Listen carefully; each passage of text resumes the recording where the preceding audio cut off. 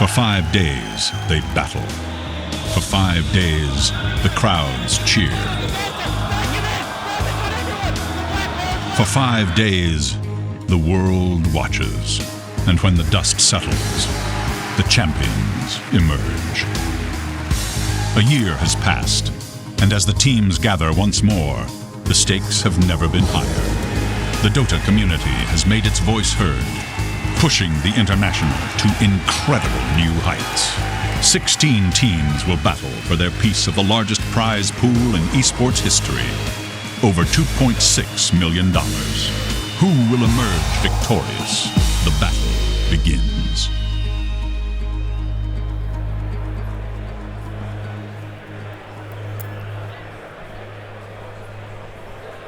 Ladies and gentlemen, welcome back to the International 2013 Dota 2 Championships for day number 2. And as you heard, 16 teams competing for a prize purse of over 2.6 million. And of course, in day 2, we're going to see who's going to go further. But we had an absolutely amazing day 1. And of course, welcoming back to the panel is all the panelists. It's going to be Ben, Jacob, and also Bruno. How are you guys doing? Very good. Had a good morning so far. A bit sick due to the air conditioning, but other than that, I'm good. James and Jacob are both sick. Yeah, it's a little sketchy. You're going to get ill. How's it going, Bruno? I'm amazing. I never sleep, so I was just up all night. Making excited. Suits? Yeah. I'm not sure about that suit, Bruno, I have to say. It's you a don't bit like it? It's a bit kind of Don Cherry, if you know who that is. If you don't like it, okay. deal with it. Okay, you got the shades. That's how it goes. That's enough, sir. what don't you have? Yeah, it was a long day yesterday. You're a bit sick. I've actually got you guys something, right? If you actually, I put it down here. I've got you some plushies. This is mine. I've hidden them. You have to find them. I've got a puck, just because I like the way it sounds. What have you got, Bruno? I've got a Windrunner. I think her hair matches my suit, sort of. Yeah, but the reason you got a Windrunner is because we have to 1v1 eventually, and I think you need to get better. Oh, wow. Are you sure? I think I can beat you with my eyes closed or my shades on. No, it wouldn't happen. Malk? I got the Bloodseeker. It actually matches his suit. And that you were going on about Bloodseeker yesterday. I am the Bloodseeker. Yeah, see, I got him the Bloodseeker because he did very well on the panel yesterday, Bruno. Good job, Malk. I'm proud of you. Ben? Likewise. Yeah, I like to be in Malk's team.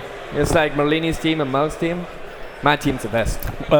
So far, Team Milk undefeated in predictions. Yeah. When it comes to winning teams, not exact scores, but That's another reason you get your favorite hero. definitely. Ben, what'd you get? I got a shitty wizard. Needless to say, you didn't do so well. Thanks, James. I'm hoping for more. That one's actually the rare one. If you get the wizard, you actually get a courier in game. And it doesn't look rare. I'm going to plug it. These are actually at the shop, and I stole them. But you guys can pick them up. I think they're like $10 each, and they actually come with in-game as items. I'm sure you took his courier. I've stole all the items that were attached to these plushies, so I'm feeling really good about this morning. All right, yeah. So let's talk a little bit about what we're going to. Obviously, today we've got some great matches. We're going to have Alliance showcase today, and I think everyone's really excited about that. But before we go into maybe about all what we're going to show you today, let's take a look at what happened yesterday in this recap. Arrow flies straight through, Mushito alive, it's almost got a Koro! Double kill, and welcome to TI3!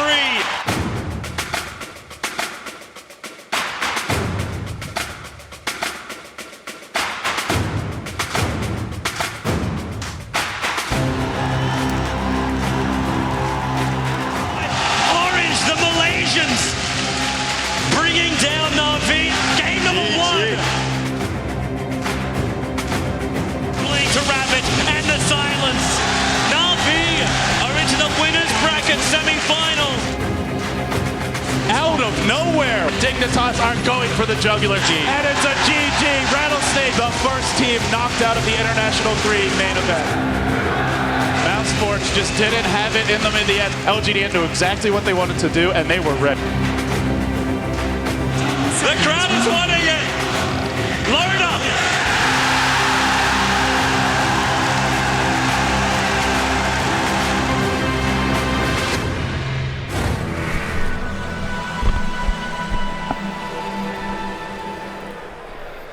So that was yesterday, where we had 2 upper bracket games and also 4 lower bracket games. In the upper bracket, it was Na'Vi and Tongfu to be victorious. Na'Vi over Orange Esports and Tongfu over Fnatic.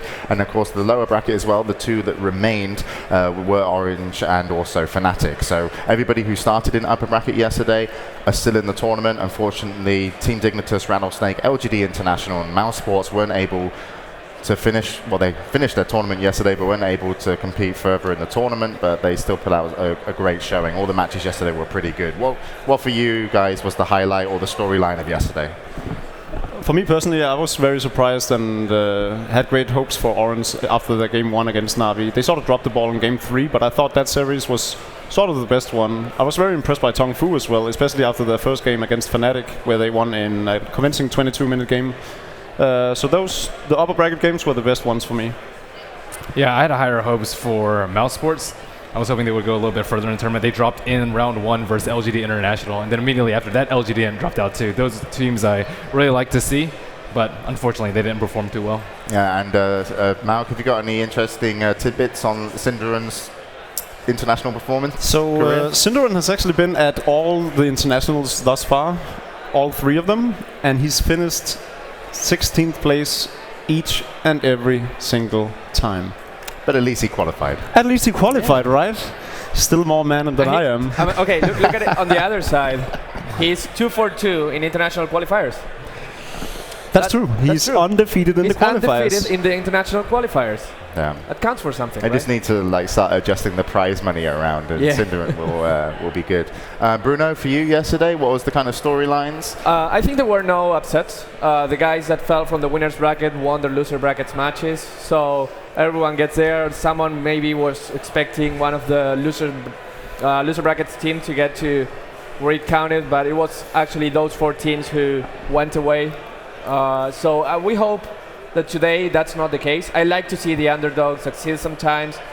We have a BFC today, and I'm really excited about it. If you had to put your windrun on it, would you bet against the upper bracket teams today? Well, the thing is, Alliance versus LGD, very 2 strong teams. They know each other. They faced each other in finals before, not so long ago. IG, past champions, and DK, one of the strongest looking Chinese teams at the moment. I can't really put my rares against them. Yeah, and of course the lower bracket will be Team Liquid, MUFC, Zenith, and Virtus Pro. So some great games that we're going to be seeing today. But let's go back also to yesterday to see not only how the teams did, but some of the top moments with the top 10 plays.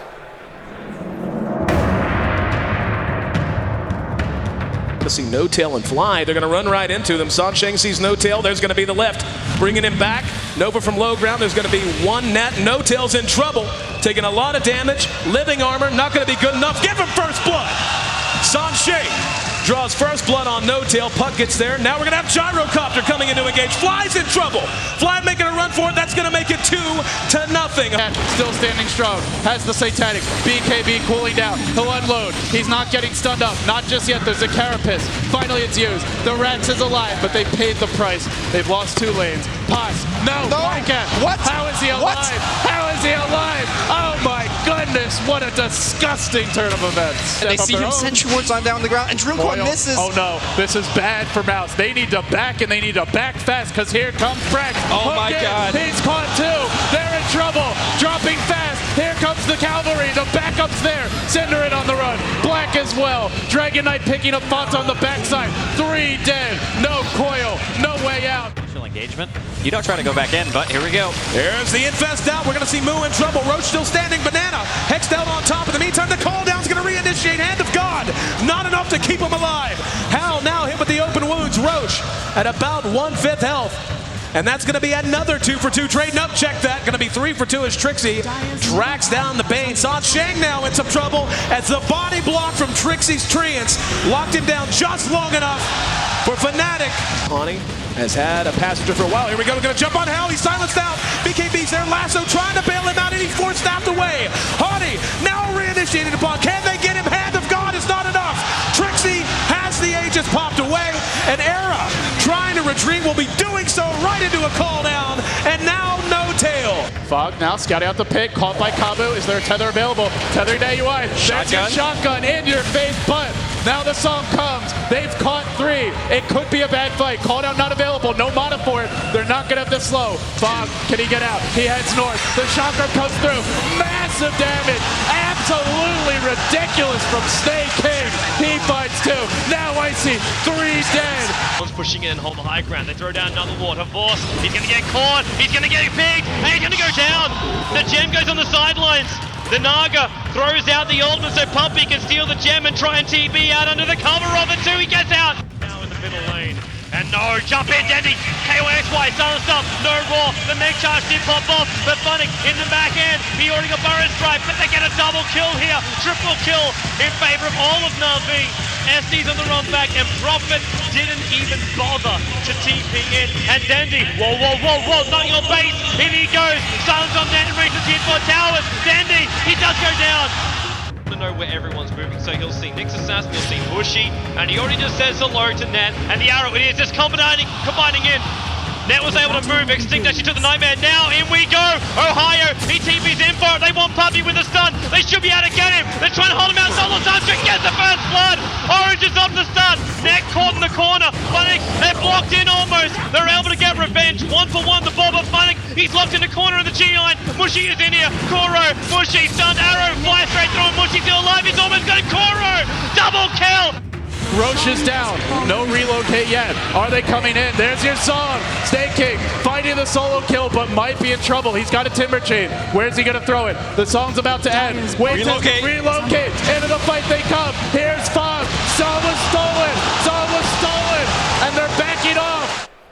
So there we have it, and the number 1 moment, yeah, definitely yesterday was way too sexy on the Rubik, managing to steal Song of the Siren and just keep his team in the game, because that was a very, very tricky situation. But unfortunately, Dignitas didn't come out of the day being able to move on to the tournament, but they did produce some great moments. Tongfu, though, Fnatic, Na'Vi, Orange, they definitely did perform and give us some great moments yesterday. Are we going to see something as good today, do you think?